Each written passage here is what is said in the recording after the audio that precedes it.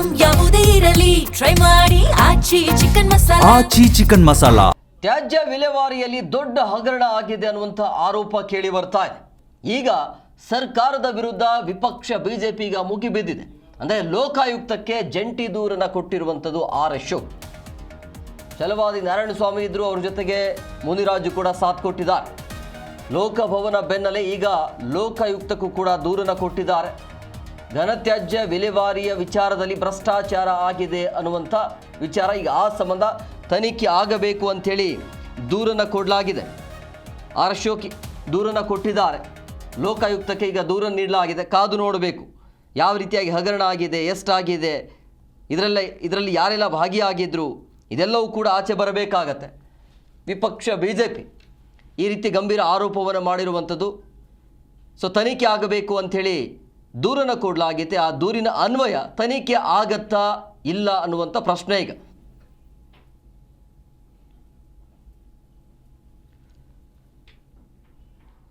So ಹಂಗಾಗಿ R Ashok ಕೊಟ್ಟಿರುವಂಥ ದೂರಿನಲ್ಲಿ ಅವರು ಉಲ್ಲೇಖ ಮಾಡಿರೋದು ತ್ಯಾಜ್ಯ ವಿಲೇವಾರಿಯಲ್ಲಿ ದೊಡ್ಡ ಹಗರಣ ಆಗಿದೆ ಅನ್ನೋದು. ಯಾವ ರೀತಿಯಾಗಿ ಹಗರಣ ಆಗಿದೆ, ಏನು ಎತ್ತ ಅನ್ನೋದ್ರ ಬಗ್ಗೆ ಡೀಟೇಲ್ಸ್ ಸಿಗಬೇಕು ಅಂತ ಹೇಳಿದ್ರೆ ತನಿಖೆ ಆಗಬೇಕಾಗತ್ತೆ. ಇವರ ಜೊತೆಗೆ ಯಾರೆಲ್ಲ ಇದ್ದರು, ಏನು ಎತ್ತ, ಯಾವ ಕಾರಣಕ್ಕಾಗಿ ಈ ರೀತಿ ದೂರು ದಾಖಲಾಗಿದೆ ಅನ್ನೋದು. ಅಂತೂ ಇಂದು ಒಟ್ಟಿನಲ್ಲಿ ಒಂದು ಬಿ ಜೆ ಪಿ ಅಂತೂ ಧೈರ್ಯ ಮಾಡಿದೆ, ಏನೋ ಈ ರೀತಿ ದೊಡ್ಡ ಹಗರಣ ಆಗ್ತಾ ಇದೆ, ತನಿಖೆ ಆಗಲಿ ಅಂಥೇಳಿ. ಬಟ್ ಸರ್ಕಾರ ಇದನ್ನು ಎಷ್ಟರ ಮಟ್ಟಿಗೆ ಸೀರಿಯಸ್ ಆಗಿ ತೆಗೆದುಕೊಳ್ಳುತ್ತೆ ಅನ್ನೋದು, ಅಥವಾ ಸೀರಿಯಸ್ ಆಗಿ ತೆಗೆದುಕೊಳ್ಳೋ ಇವರು ಮಾಡ್ತಾರ. ಬರೀ ದೂರು ಕೊಟ್ಟು ಸೈಲೆಂಟ್ ಆಗೋದಲ್ಲ, ಆ ದೂರು ಕೊಟ್ಟಾದ ನಂತರ ಕ್ರಮ ಆಗಿದೆಯಾ ಇಲ್ಲ ಅನ್ನೋದನ್ನು ಫಾಲೋ ಮಾಡಬೇಕು ಈ ಬಿ ಜೆ ಪಿ. ಸೊ ಹಂಗಾಗಿ ಈಗ ಸರ್ಕಾರದ ವಿರುದ್ಧ ವಿಪಕ್ಷ ಬಿ ಜೆ ಪಿ ಮುಗಿಬಿದ್ದಿರುವಂಥ ಹಿನ್ನೆಲೆಯಲ್ಲಿ ಲೋಕಾಯುಕ್ತಕ್ಕೆ ಜಂಟಿ ದೂರನ್ನು ಕೊಟ್ಟಿದ್ದಾರೆ. ಛಲವಾದಿ ನಾರಾಯಣಸ್ವಾಮಿ ಇದ್ರ ಜೊತೆಗೆ ಮುನಿರಾಜು ಅವರು ಕೂಡ ಇದ್ದಾರೆ. ಒಟ್ಟಿನಲ್ಲಿ ತನಿಖೆ ಆಗಬೇಕು ಅನ್ನುವಂಥ ವಿಚಾರ ಕಾದು ನೋಡಬೇಕು. ಈ ಒಂದು ಯಾವ ರೀತಿಯಾಗಿ ಘನತ್ಯಾಜ್ಯದಲ್ಲಿ ಮೋಸ ಆಗಿದೆ, ಯಾರೆಲ್ಲ ಭಾಗಿಯಾಗಿದ್ರು ಅನ್ನೋದು ತನಿಖೆಯಿಂದನೇ ಆಚೆ ಬರಬೇಕಾಗತ್ತೆ. ಬಟ್ ಇದು ತನಿಖೆಗೆ ಅವಕಾಶ ಮಾಡಿಕೊಡ್ತಾರಾ ಇಲ್ಲ ಸರ್ಕಾರ ಅನ್ನುವಂಥ ಕುತೂಹಲ ಇದೆ. ಸೊ ಲೋಕಭವನ ಬೆನ್ನಲ್ಲೇ ಲೋಕಾಯುಕ್ತದಲ್ಲೂ ಕೂಡ ಅಂದರೆ ಜಂಟಿ ದೂರನ್ನು ಕೊಡಲಾಗಿದೆ. ಘನತ್ಯಾಜ್ಯ ವಿಲೇವಾರಿ ಮಾಡುವಂಥ ಸಂದರ್ಭದಲ್ಲಿ ಭ್ರಷ್ಟಾಚಾರ ಆಗಿದೆ ಅನ್ನೋದು, ಯಾರು ಭ್ರಷ್ಟಾಚಾರ ಮಾಡಿದ್ದು, ಯಾರು ಆಮಿಷ ಒಡ್ಡಿದ್ದು, ಏನು ಎತ್ತ ಅನ್ನೋದ್ರ ಬಗ್ಗೆ ತನಿಖೆ ಆಗಬೇಕಾಗತ್ತೆ. ಈ ಬಗ್ಗೆ ಮತ್ತಷ್ಟು ಮಾಹಿತಿ ನೀಡುತ್ತಾರೆ ನಮ್ಮ ಪ್ರತಿನಿಧಿ ಜನಾರ್ದನ್ ಹೆಬ್ಬಾರ್, ಫೋನ್ ಸಂಪರ್ಕದಲ್ಲಿದ್ದಾರೆ. ಜನಾರ್ದನ್, ಈಗ ಘನತ್ಯಾಜ್ಯ ವಿಲೇವಾರಿ ವಿಚಾರದಲ್ಲಿ ಭ್ರಷ್ಟಾಚಾರ ಆಗಿದೆ ಅನ್ನುವಂಥ ಭಾಳ ಗಂಭೀರ ಆರೋಪ ಕೇಳಿ ಬರ್ತಾ ಇರುವಂಥದ್ದು. ಸರ್ಕಾರ ಇದನ್ನು ಎಷ್ಟರ ಮಟ್ಟಿಗೆ ಸೀರಿಯಸ್ ಆಗಿ ತೆಗೆದುಕೊಳ್ಳುತ್ತೆ ಅನ್ನೋದು? ಎಂ ಕುಮಾರ್ ಬಹಳ ದೊಡ್ಡ ಆರೋಪವನ್ನ ಮಾಡಿದ್ದಾರೆ. ವಿರೋಧ ಪಕ್ಷ ನಾಯಕರು ಮಾಡಿರೋದು, ಯಾವುದೋ ಸಣ್ಣ ಪುಟ್ಟ ಜನ ಯಾರೋ ಇನ್ನೋದೇ ಮಾಡಿರುವಂಥದ್ದಲ್ಲ.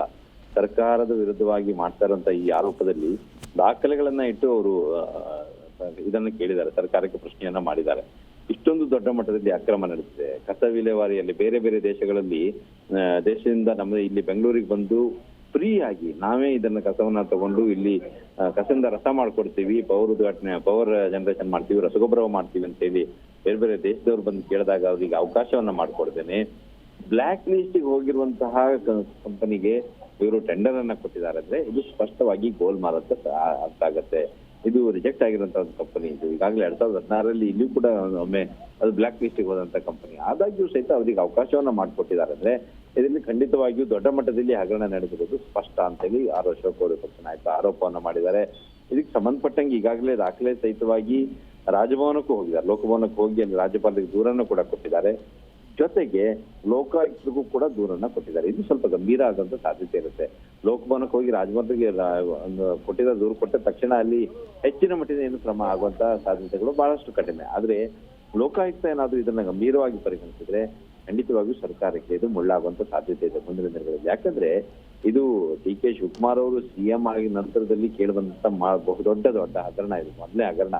ಆದ್ರೆ ಅವ್ರು ಈ ಹಗರಣ ನಡೆದಿರೋದು ಯಾವಾಗ ಅಂತಂದ್ರೆ ಇವರು ಅಧಿಕಾರ ಸ್ವೀಕರಿಸಿದ ನಂತರ ಅಲ್ಲ, ಇವರು DCM ಆಗಿದ್ದಂತ ಕಾಲದಲ್ಲಿ. ಆದ್ರೆ ಬೆಂಗಳೂರಿನ ಜವಾಬ್ದಾರಿ ಇದ್ದಿದ್ದು ಇದೇ DCM ಅವರು ಆಗಿದ್ದ ಕಾಲದಲ್ಲಿ ಡಿ ಕೆ ಶಿವಕುಮಾರ್ ಅವರು. ಅವಾಗ ಬೆಂಗಳೂರಿನ ಜವಾಬ್ದಾರಿ ಅವ್ರ ಕೈಯಲ್ಲಿ ಇತ್ತು. ಈಗ ಅವರು CM ಆಗಿದ್ದಾರೆ. ಹಾಗಾಗಿ ಅಲ್ಲಿಂದ ಇಲ್ಲಿಗೆ ಬಂದರೂ ಸಹಿತ ಇವರಿಗೆ ಕೂಡ ಇದು ದೊಡ್ಡ ಟೆನ್ಷನ್ ಆಗುತ್ತೆ ಮುಂದಿನ ದಿನದಲ್ಲಿ. ಪ್ರಕರಣವನ್ನ ಲೋಕಾಯುಕ್ತ ತನಿಖೆ ನಡೆಸಲಿಕ್ಕೆ ಆರಂಭ ಮಾಡಿದ್ರೆ ಸಾಕಷ್ಟು ದಾಖಲೆಗಳು ಈಗಾಗಲೇ ಕೊಟ್ಟಿರೋ ಕಾರಣಕ್ಕಾಗಿ ದೊಡ್ಡ ಮಟ್ಟದಲ್ಲಿ ಸದ್ದು ಮಾಡುವಂತ ಲಕ್ಷಣಗಳು ಕಾಣಿಸ್ತಾ ಇದ್ದಾವೆ.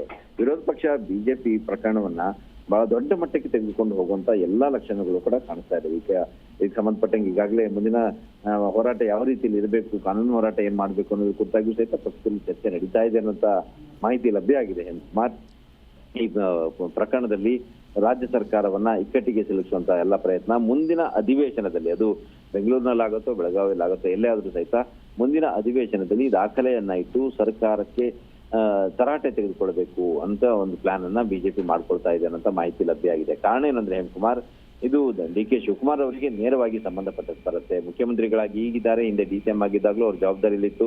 ಆ ಕಾರಣಕ್ಕಾಗಿ ಬೇರೆ ಯಾರ ಮೇಲೂ ಸಹಿತ ಇದನ್ನ ಆರೋಪ ಹೊರಿಸಲಿಕ್ಕೆ ಸಾಧ್ಯ ಇಲ್ಲ. ನೇರವಾಗಿ ಇವರಿಗೆ ಅದು ಬರುವಂತ ಕಾರಣಕ್ಕಾಗಿ ಮುಖ್ಯಮಂತ್ರಿಯನ್ನೇ ಈ ಪ್ರಕರಣದಲ್ಲಿ ತಗಲಾಕ್ಬೇಕು ಅಥವಾ ಅವರಿಗೆ ಇರ್ತುಮುರ್ಸು ಉಂಟು ಮಾಡಬೇಕು ಅನ್ನೋಂತ ಒಂದು ಪ್ರಯತ್ನದಲ್ಲಿ ವಿಪಕ್ಷ ಬಿಜೆಪಿ ಇದೆ ಅನ್ನೋಂತ ಮಾಹಿತಿ ಸದ್ಯಕ್ಕೆ ಲಭ್ಯ ಆಗಿದೆ. Hemakumar, okay, thank you Janardhan ನಿಮ್ಮೆಲ್ಲ ಡೀಟೇಲ್ಸ್ಗಾಗಿ.